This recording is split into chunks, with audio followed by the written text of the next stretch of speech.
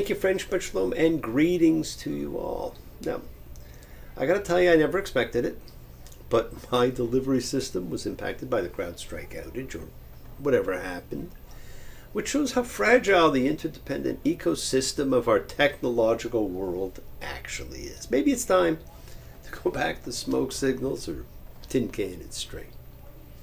Now, the other day, I was fortunate enough to be walking with my Baal HaKalamot Dream Master. The term from Genesis 37:18, describing Joseph when we're first learning about him. What a term. Dream Master. Not interpreter, but master. When I remembered, I had dreamt. Now, probably like so many others, I don't remember a lot of my dreams, but when I do, I figure it's significant. And I awoke remembering two snippets of a dream, and while not having total recall, I had enough to share. And to the best I could, in its own disjointed way, I recounted what I remembered. And as if in a trance, my Joseph immediately told me the meaning of the internal struggles, memories, status of life that the dream portrayed. There was winter showing frozen emotion, young hoodlums for the darker past, battles for the soul. My Joseph saw it all, and I knew the message that was being delivered was true, was the real message. As I've said before, if you're interested in transformation, no element is more important than developing a love of truth. Now, the truth encompasses both our fearful reactions and the greater resources of our soul. Dreams are often of truth that you need to realize. My dream was a dream of transformation and a message about truth. Now, I continue to read a lot. I know a lot of people don't read anymore, but I still read a lot. I don't know about you, but I have noticed that there is now far more coverage of pre-Olympic activity, which of course long ago gave up the pretense of being about amateur sports, than there is over the hostages still languishing in the pits of despair. What's going on in the world today? What happened to real news reporting? What happened to inquiring minds wanting to know, wanting to understand? Orwell said, the most effective way to destroy people is to deny and obliterate their own understanding of their history. Well, that seems to be occurring rapidly as we are living in an age when people will believe what the media tells them they believe, and people have fallen prey to a social media world where no longer do we need facts. We need only be clever or repeated enough. We do not research or check because independence is gone. Now, all this came up because I was listening to an old tune, the lyrics of which could be taken for repetition, but it wasn't, because often you hear a song and they repeat the same things over and over again. But it wasn't a repetition, it was a descriptive. Heard it from a friend. Heard it from a friend. Heard it from another. Been messing around. Now, that's not repetition. It sounds like it might be, but that's three people away. You heard it from a friend who heard it from a friend who heard it from some other person. So why believe? Often the things we hear trigger us. It's an emotional issue. And emotion brings immediate reaction. No fact-finding. And today, everything is built around emotion. Love, hate, fear. Primarily fear. Emotion can be triggered and controlled. There's an old adage, to keep your friends close and your enemies closer. Well, sadly, the U.S. demonstrated that they can ignore their friends completely and get away with it. And emotion is at its root, and emotion will control your behavior. The greatest ally the U.S. actually has, not just in the Middle East, but perhaps in the whole world, is probably Israel. It keeps stability in an unstable region, technologically advances most of the world's advances these days, and has always been a safe haven, an example of acceptance and freedom, a joint gateway for democracy and freedom. Not only did no one greet its prime minister, not even the official dog catcher, but his invited speech to Congress was snubbed and protested. Do we not want to engage in civil discussions? What would happen if you treated your friends that way? Without insight and objectivity, most of us have simply become unaware of the negative results of unconscious behavior. How do you get back objectivity on yourself? The time has come when we have to step back and take a good look. The mob mentality is growing, and with it we lose control of who we are and what is right. Now, recently the rival Palestinian factions of Hamas and Fatah, who haven't spoken to each other in years, well, they buried the hatchet in an agreement that calls for a unity government to oversee Jerusalem, the West Bank, and the Gaza Strip. Well, that says pretty well all there is to say about the place of Israel in the world. There will be no place for Israel. Wake up. Stop the madness now. It's only going to get worse. There is a shadow of war and hatred spreading, and it must be stopped. Iran is apparently but weeks away from nuclear weapons. A frightening thought to all who uphold freedom, peace, friendship. Are we watching Mordor come to life? The world is changing. Now, I hope you all enjoyed last week's preordained story.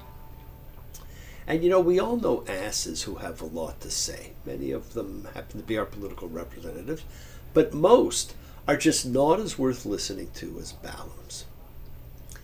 Here we are, almost at the end of the book of Numbers, which at one point would have probably been the conclusion of the Torah, as it ends with the people poised to enter the promised land. And there's something magical about that. It's a metaphor for life, when we often see what we have reached for still just out of reach. There it is, I can see it, but I just can't quite reach it. There's still more for us to do in order to get there. My friends, there is still more for us to do, even if it's just to help others on the road. And like Balaam, it is the angels in our lives, those whose job it is to help those who are on the road. Many times I've been alone. Many times I've cried. Anyway, you'll never know the many ways I've tried. Still, they lead me back to the long and winding road. It is a long road we are on. Be there to help your fellow traveler. But the Torah doesn't end with this book, because we have that mysterious fifth book, the book of Deuteronomy, the retelling, a book which was lost for several hundred years and was, as its name suggested, a retelling of the law. And we're going to be starting that in 2 weeks.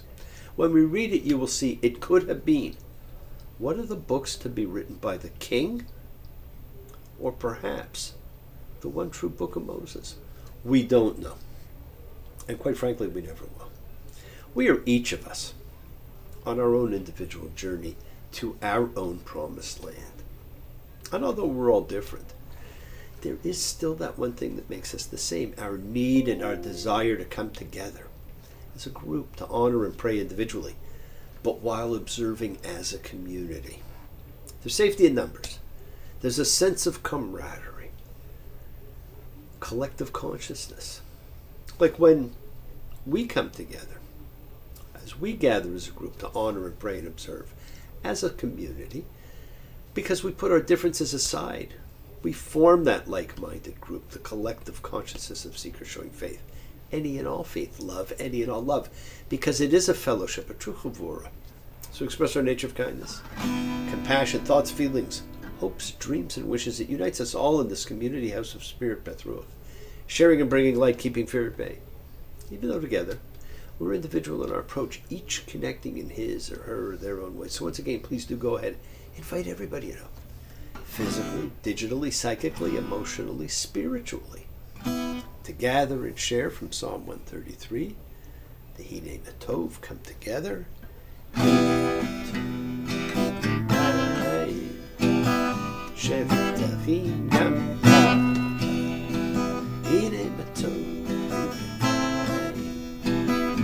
How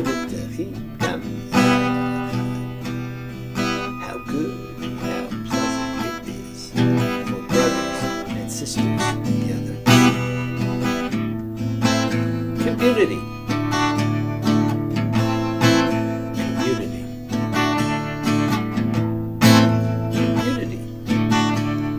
Together. We support each other in this community because we all want to spread love, goodwill, and fellowship to the world. Remember, this is you setting aside just a little bit of sacred time in your sacred space to honor and converse with whoever, whatever you happen to believe in. We all believe in something. It doesn't have to be the same. It's a part of your kavanah. It's your intention that you put out to the universe. And it is your goodwill. And your goodwill and intention are the roots of what you do control, of what you can correct when you go offline. Your intention sets in motion everything that's going to occur in your lives, my friends. So let's take some time now. Let's use that intention. Let's send some of the goodwill, some light, some healing out to whoever you know that needs it. Healing and renewal is for everyone. It just floats through space, finding those in need. So send it out for those you know, for the souls and spirits of everybody you love. So think of whoever that needs healing and renewal and love or just plain goodwill. Focus on them. Call their names. And it's not just for people. It is for our pets. It's for the earth. It is the healing of the world. It is the tikkun olam that is part of our spiritual genetic makeup. And a part of the healing of the world when we send thoughts and energy for health and renewal and goodwill for everybody. They don't have to be sick. It's for those in our hearts and our minds. Let's all send energy out for the people in need everywhere. Special thoughts and prayers for those in need of assistance, for those poor hostages. Let them be freed. We pray for those who need prayer. We don't have to know them. I don't know any of the hostages, but I want them all to be well and I want them all freed. We want health, recovery, good life for everybody around us. More than ever, let's send out that healing energy. The world really needs it. It's for all of those. And it's for those who are closer to us. It's for Amin and AJ, for Terry and Gary, for Paul and Maria, for Pam and Roger, for Lucky Lucy, Inura, Gloria, for Fern and Johnny, for Ken, Kathleen, for Jessica, Mina and Carla, for dear Gabby, for Charles and John and Maria, for Doria, for Connie and Ronnie, for Tally, Mayu, for the great Snoopy, who it was wonderful to see the other day, and Nina and Danny, and all those who are suffering and in need. Let's not forget to include all the familiars of our lives, all of our sacred animal friends everywhere, for everybody you know in need, for the whole world, for Rosemary. Friends, it is the kindness, the healing, wishes, goodwill, and love we all send out. It just circles the world, finding those in need. So thank you, each of you, for all you do, for all you care, because the world is a world of spirit. Spirit, my friends, never dies.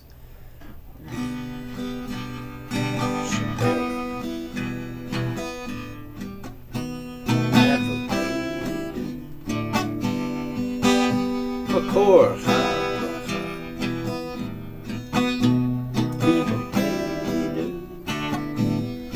the source of strength.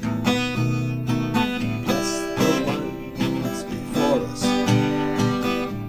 Help us find the courage. Make our lives a blessing. The renewal of body.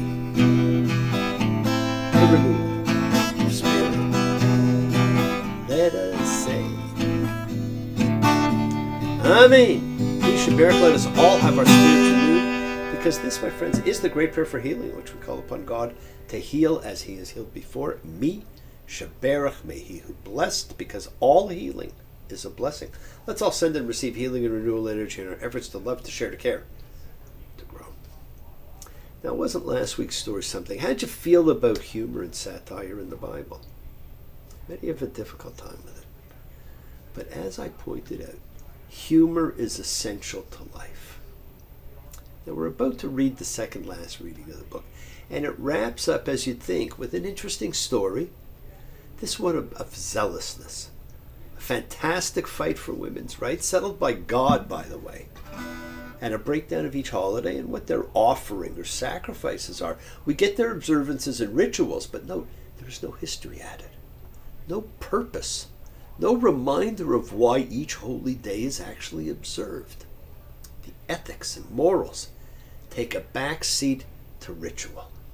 Perhaps that's why to this day so many more are concerned with the mechanics of observation over the meaning and reason for observation. I go the other way. I would much rather you understand the why and develop an appreciation. Maybe that will entice you to put a little more spirituality in your life, instead of getting you to focus on observing rules and hoping that if you do it enough, it becomes a part of who you are.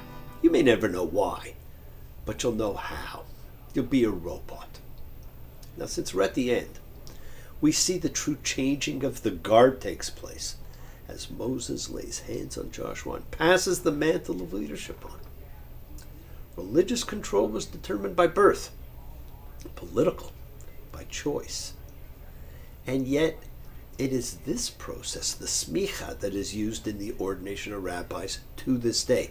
It's a word that means leaning of the hands. What Moses did to Joshua, as was done to me. Yes, it's a perfect ending, as this week we read Pinchas. I said it was a story of zealousness, but perhaps it's about overzealousness. And it's got a killing because someone thought it would be what God wants. And hasn't that been the history of man? We get the message that rewards come with that action. And we still carry it out to this day thinking that we're doing the right thing. Last week's reading did not have a clean ending. That's always due to strange editing and story structure. Don't forget the breaks in the Torah came hundreds of years after its writing. We have it broken down into 54 pieces read over the course of a year. But during the period that we're talking about, it was actually read once in total, every 7 years. Now, last week ends by going right into the beginning of this week's reading, and then it just suddenly stops. An Israelite man and Egyptian woman went into the tent of meeting and were engaged in forbidden sexual acts which did not please God. So he sent a plague to kill the people, and Pinchas, son of Eleazar and therefore grandson of Aaron, took upon himself to kill the couple. Now, the description is really quite good, and the choice of words was inspiring. To think this was a humorless book is a grave error. But it doesn't translate well. It's only in the biblical Hebrew that you get the humor in it. Numbers 25:7, and Pinchas, son of Eleazar, son of Aaron the priest, saw, and he got up from among the congregation, took a spear in his hand, and he came after the Israelite man to the enclosure and ran the two of them through, the Israelite man and the woman to her stomach, and the plague was halted from the children of Israel. Now, this all takes place in the famous red tent, and that's been talked about before, and which we're going to speak about again. It's been the subject of films, TV shows, books. It is connected with women, with sacred objects, with sacred prostitutes. It is the kubah in Hebrew.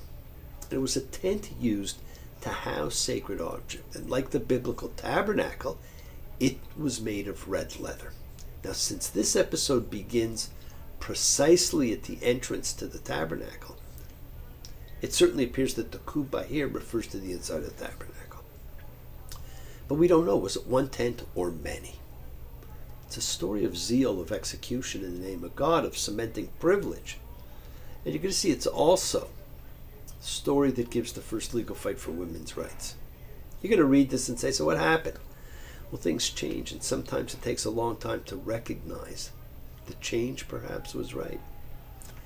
Pinchas is treated as a hero. His incredible action in killing stopped that plague, and even though we're told at least twice before that the priesthood was always to be via the line of Aaron and his sons, that same reward is being given for the great act of killing the pair.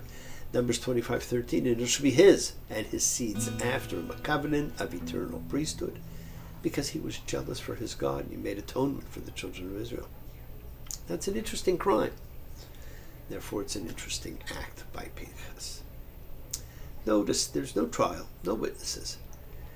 It's a ritual crime. That's different. The crime is not an Israelite and a Midianite having sexual relations. It's that they violated the tabernacle.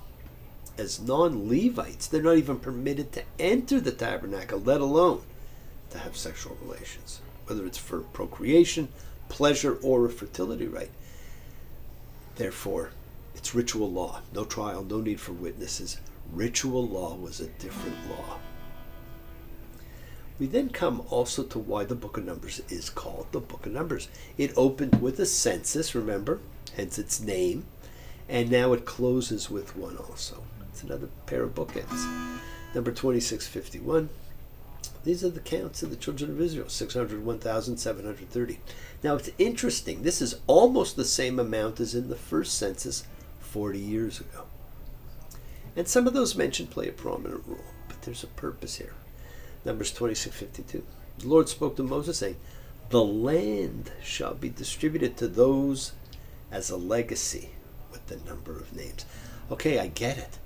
This list was not so that we know how many people there are. The list was so we would understand the distribution of land system. It was to these people standing here now. The land across the river was to be distributed. And to these descendants would return of the law of Jubilee belong. And with it, the returning of land to these original families. This census means everything for the rest of time. But there's a wrinkle here, and it surrounds women and their rights. Has anyone fought harder for recognition? Woman is the slave of the slaves. Yes, she is. Think about it. Woman is the slave of slaves. Think about it. Do something about it. Make her paint her face and dance. She won't be a slave, we say. She don't love us. If she's real, we say she's trying to be a man while putting her down. We pretend she's above us. Now that song's probably not playable anymore, even if it was by a Beatle. And of all those families mentioned, none would ultimately have greater impact, more so, than the one we're going to hear in Numbers 27:1. And the daughters of Zelophehad, son of Hepher, son of Gilead, son of Machir, son of Manasseh, of the families of Manasseh, son of Joseph, came forward. That's a hell of a pedigree from Joseph. They stood in front of Moses, in front of Eleazar the priest, and in front of the chieftains, and all the congregation at the entrance of the tent of meeting, saying, "Our father died in the wilderness. He wasn't among the congregation who were gathered against the Lord in Korah's congregation. Rather, he died through his own sin. He had no sons.